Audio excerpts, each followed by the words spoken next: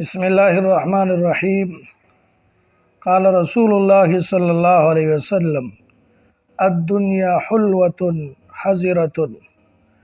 رسول اللہ صلی اللہ علیہ وسلم نے فرمایا دنیا شیرین اور سرسبز شاداب جاذب النظر ہے۔ انسان کی طبیعت انہی چیزوں کی طرف زیادہ مائل ہوتی ہے۔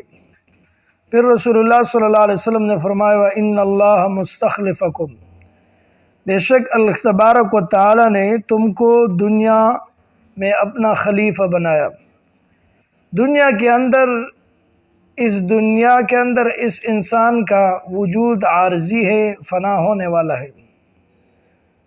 حقیقی مالک اس جہاں کا اللہ تبارک و تعالی کی ذات ہے۔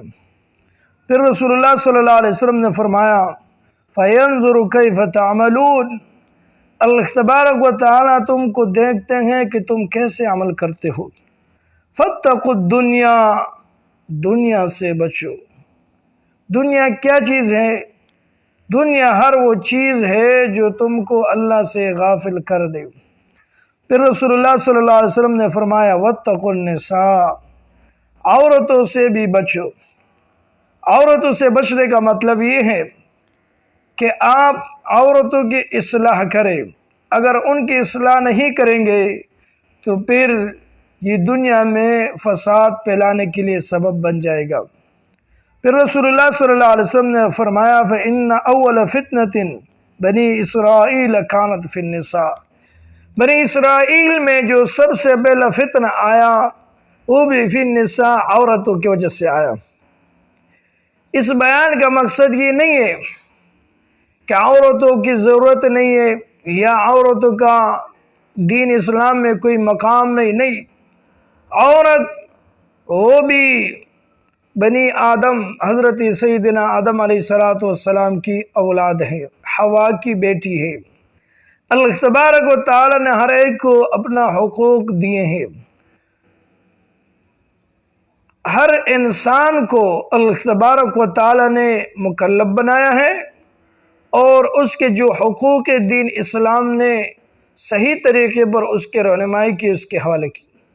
اب ہمیں حکم یہ ہے کہ ہم اپنے گھروں میں اپنے ماتحت بچوں، اولاد، عورتوں کی اصلاح کریں۔ یہ ہم پر فرض ہے، واجب ہے۔ قرآن عظیم الشان میں اللہ تبارک و تعالی نے فرمایا کہ تم اپنے بیوی، بچوں اور اولاد و ماتحت ان کی اصلاح کرو۔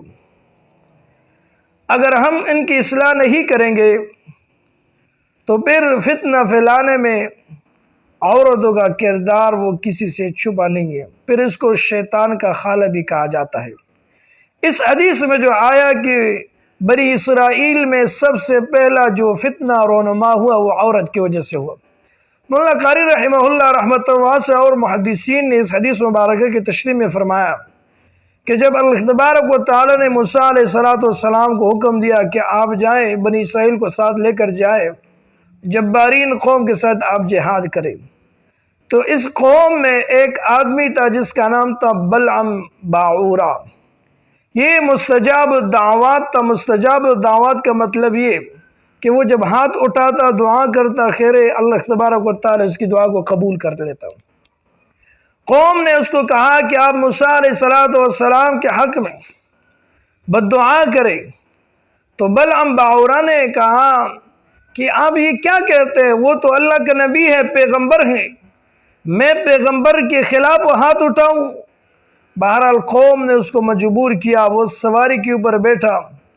جب جا رہا تھا ایک مقام پر کہ وہاں پر میں کھڑا ہو کر موسیٰ علیہ السلام اور بنی اسرائیل اس کے ساتھ جو مجاہدین جو قوم ہے ان کے لیے بد دعا کرو گا، تو گدے نے کہا جس پر وہ سوار تھا کہ بے وقوف، تو مجھے آگے لے کے جا رہا ہے، فرشتے مجھے پیچھے کھینچ کے لا رہے ہیں، میں کیا کروں؟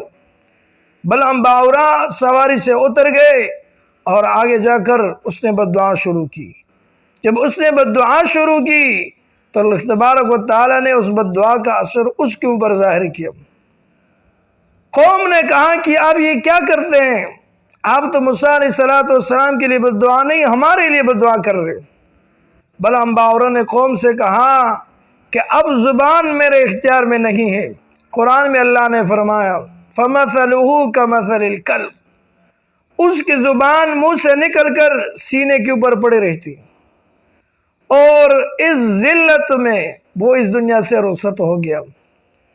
اس بلعام باورا نے آخر میں قوم سے کہا کہ میرا تو دنیا بھی تباہ ہو گیا اور آخرت بھی تباہ ہو گئی، کہ آپ اپنے خوبصورت عورتوں کو سنوار کر کے لشکر میں بیچ دیں، یہ ان کو دیکھ کر فتنے میں مبتلا ہو جائیں گے۔ موسیٰ علیہ السلام کے اس قوم، اس لشکر میں ایک آدمی جس کا نام زمزم تھا، وہ اس ایک عورت کی طرف متوجہ ہو گیا اور وہ بالآخر زنا کے اندر مبتلا ہو گیا۔ بنی اسرائیل موسیٰ علیہ السلام کے قوم پر عذاب آیا طاعون کا، جس میں 70,000 آدمی مر گئے۔ موسیٰ علیہ السلام نے فرمایا کہ آپ دیکھ لیں کہ قوم کے اندر کیا ہوا ہے۔ جب لشکر میں تفتیش ہو گئی، پتہ چل گیا کہ زمزم کے ساتھ ایک فاحشہ لڑکی ہے اور زمزم اس کے ساتھ زنا کرنے میں مصروف ہے، تو اس وقت مجاہدین نے، اس لشکر والوں نے زمزم کو اور اس لڑکی کو قتل کر دیا، تو اللہ تبارک و تعالیٰ کا عذاب اٹھ گیا، رفع ہو گیا، ختم ہو گیا۔ تو بنی اسرائیل کے اندر جو رسول اللہ صلی اللہ علیہ وسلم نے فرمایا کہ سب سے پہلا فتنہ ان کے اندر جو آیا عورت کی وجہ سے آیا، اور اس ایک عورت کی زنا کی وجہ سے 70,000 آدمی وہ چلے گئے، طاعون کا مرض آ گیا۔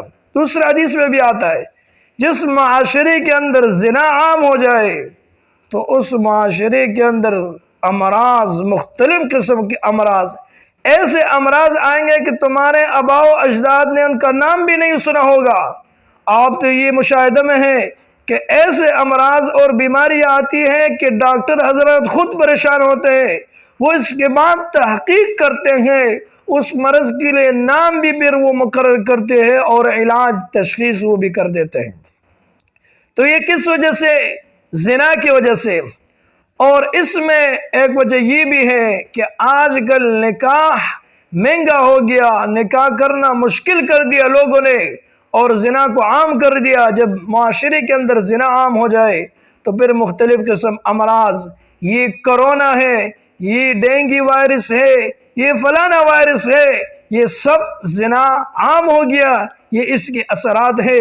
تو ہمیں چاہیے کہ ہم معاشرے کے اندر زنا کے لیے جو اسباب ہے اس کو ہم روک دیں۔ تو اس میں ایک یہ ہے کہ ہم اپنے گھروں پر نظر رکھیں، اپنے بہن پر، اپنی بیٹی پر، کہ بازاروں میں بلا وجہ، بلا ضرورت ہم اس کو نہ بھیجیں، اس کے اوپر نظر رکھے، اس کے موبائل کو دیکھے، اس کا رابطہ کس کے ساتھ ہے، اور ہمارے گھروں کے اندر شرعی پردہ ہو۔ اللہ تبارک و تعالی ہم سب کو عمل کرنے کی توفیق عطا فرمائے، آمین۔